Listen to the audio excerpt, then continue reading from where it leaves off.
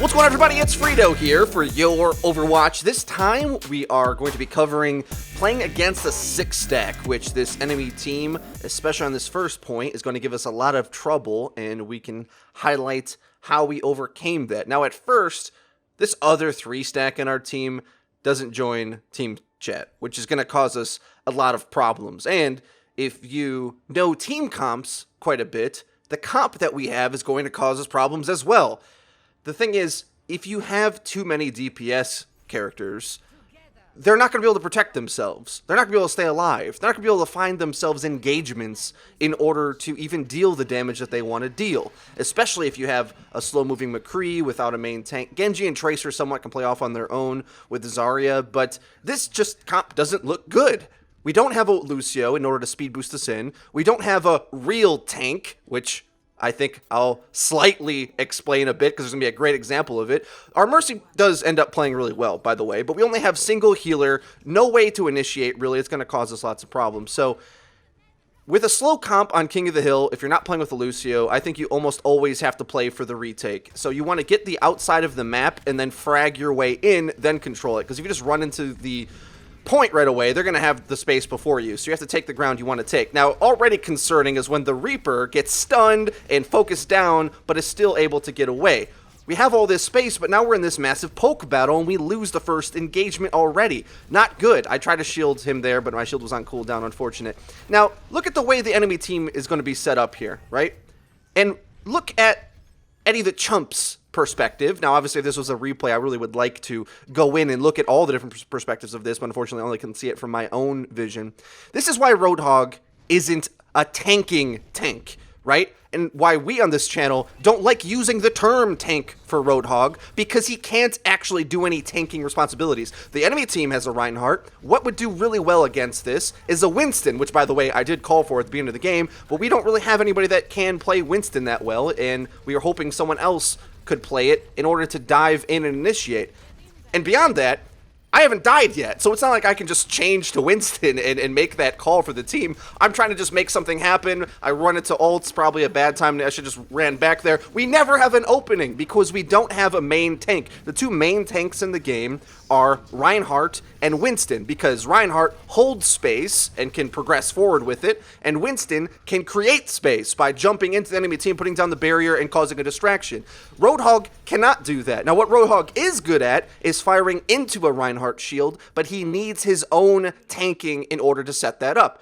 Eddie could peek around the corner, but what would he find? The entire enemy team behind a Reinhardt shield spamming him down, and there's no way he's going to out-DPS the 2,000 shield compared to his 600 life. Now, the enemy team as well, by the way, look at their team comp, right? They actually have a good team comp, and a comp that solo queuers often don't make.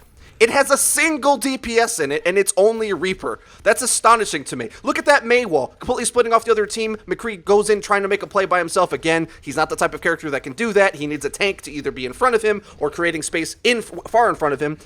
They have Mei, Zen, Lucio, I believe, or maybe a Mercy, Rein, and D.Va. This big blob of tank and not a lot of DPS, and they just play together, and we're never able to get an engagement.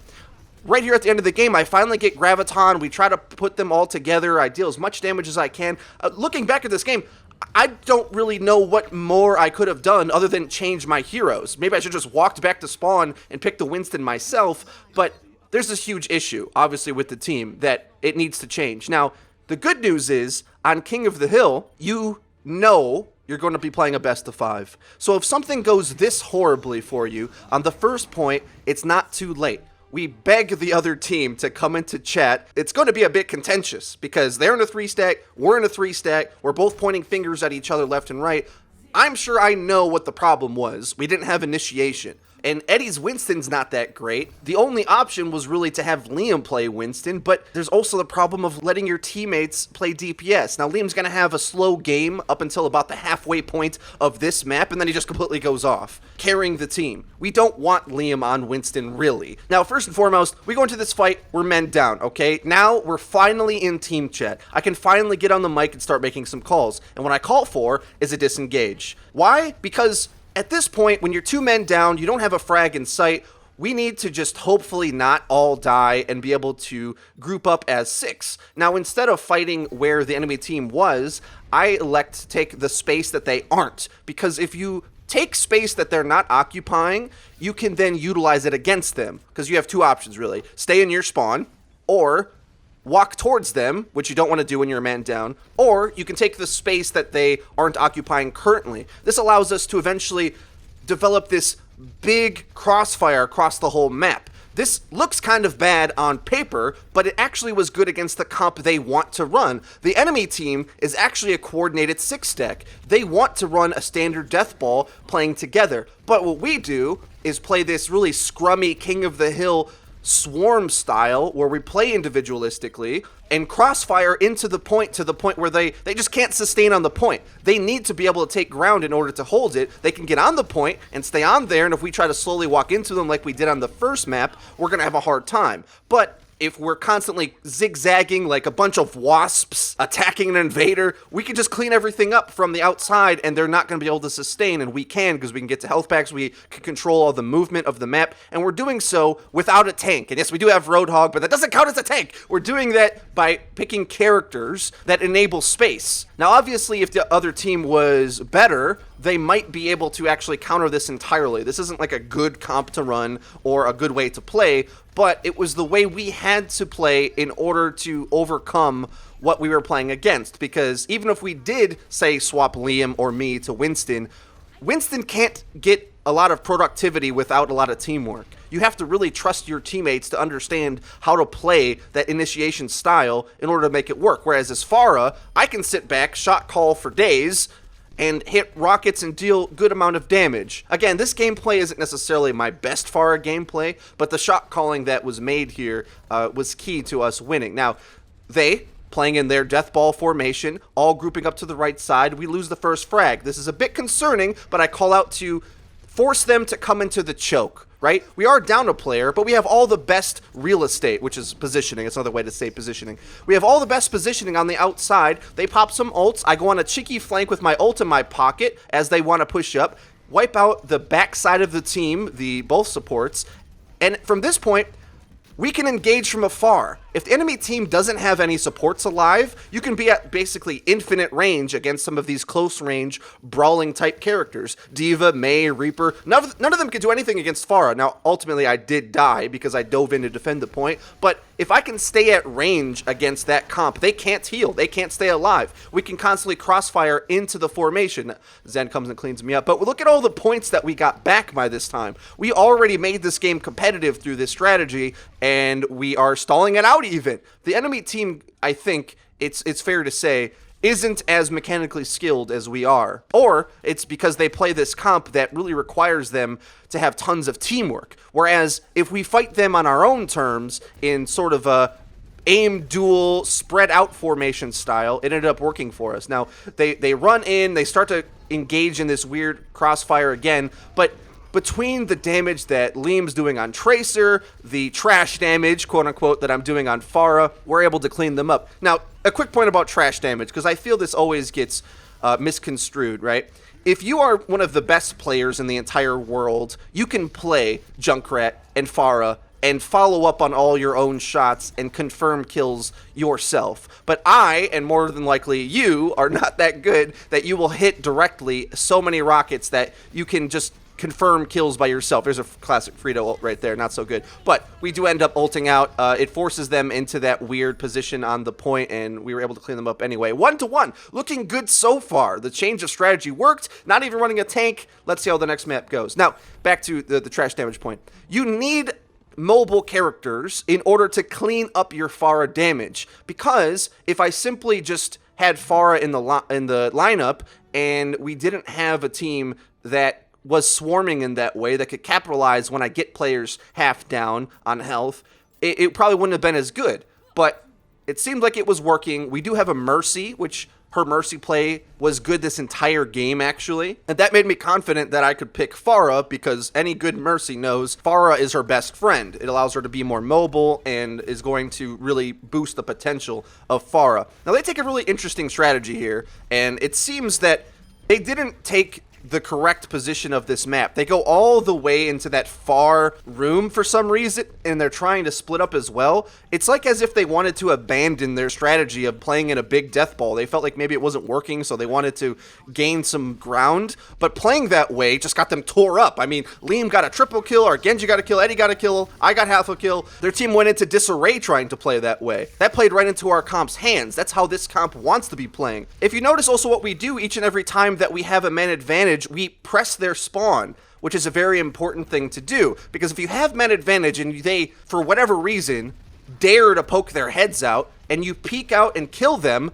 you're going to maintain man advantage for an entire extra 10 seconds. The team did end up getting to the point here, popped some ults, popped plenty of ults, because they want to secure this point. This is what they have to do. They have to ult here and win. But our team is so mobile, we just run away from them. They're getting no value from their ults whatsoever, and their McCree is so tied up trying to deal with our other mobile characters that he's not focusing me. Their target prioritization just isn't good enough. I mean, does this look like the same team we played on point one? It's unbelievable how we changed the focus of the gameplay we wanted to go for, and they seem completely out of their element. I was actually shocked that things started to go so well when we switched this up.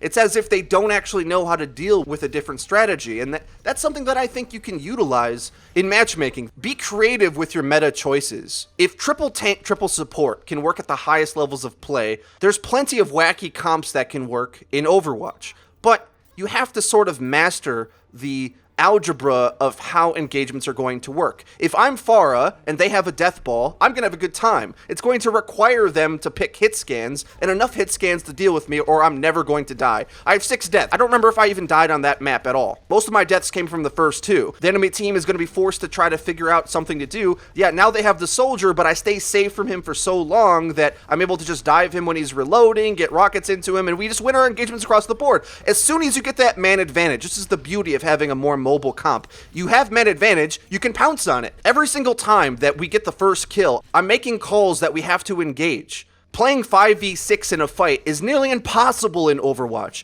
As soon as you know you're a man down, you need to be able to back up. But if you're not comfortable playing in the style of game that we're playing here, and I wonder why, I mean, really, multiple DPSs in a matchmaking game is pretty standard. It's maybe the 6 stack is just used to playing other 6 stacks who play in a more organized, together fashion. I really don't know. I was surprised at how inept they were at dealing with the things we were trying to do with them. So here they're poking out a little bit early, and we're winning the spam battle back. They do start to group up, but we don't have to overcommit to this by any means.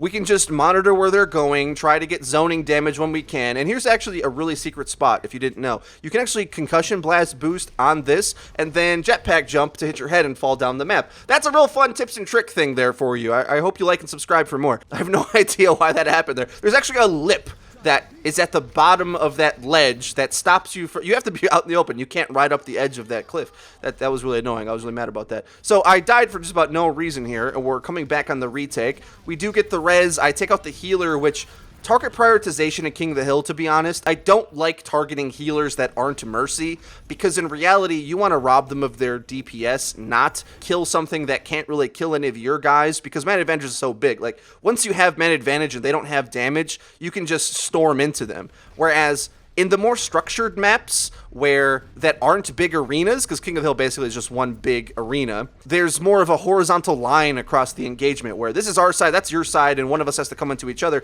And if you get a kill that isn't a healer there, then the healers oftentimes can stay safe in the background, healing the rest of their team, and they might even be able to come back in the fight. Whereas in King of the Hill, really, you want to just kill whatever you can get your hands on. Every time they try to even take this point, they're not comfortable playing in this scrummy style where everything's chaotic on the point. This is the weakness of Reinhardt. I saw that they really wanted to play that Reinhardt style. They swapped off for it from one point. They're back to it here again. It's not working for them because Reinhardt's not good on King of the Hill if you know how to exploit it. Pharah is one of the best ways to deal with Reinhardt in general, but even better on King of the Hill because I have these massive sniper angles that I can take and just spam down the alleys. softening up the enemy team, making them easy prey for the rest of my team to clean up. The only way for them to deal with that is for them to dedicate to killing me. Now, I even see the McCree come out of spawn here, and my assumption is that he would go team up with his friends, but he finally does the correct thing and goes directly for me. The entire time, McCree should have been doing this and making it his sole mission to stop me from being able to do anything. And maybe then they could have had a chance, but they never had an answer for the free damage I was getting from afar this entire game, because my far play basically countered the type of comp they wanted to run, a comp that, frankly, is not very viable on King of the Hill anyway. Guys, this was a much different type of video than we normally do, sort of a play-by-play breakdown of a game and the decision-making that we did. If you enjoy this, please let us know, because I can make more stuff like this and maybe even improve the concept. Feel free to leave me criticism in the comments below. If you enjoyed this play-by-play breakdown, you'll probably enjoy me doing it on stream. Each and every Friday, I do the Coach FREEDO segment of the stream, where I break down viewers' gameplay and critique and teach as best as I can live on Twitch. So as this video goes live, I will be live doing that. So click the link in the description to come check it out. If you enjoyed the video, please hit the like button, subscribe for more. We upload each and every day. I've been FREEDO for Your Overwatch. I'll see you guys next time.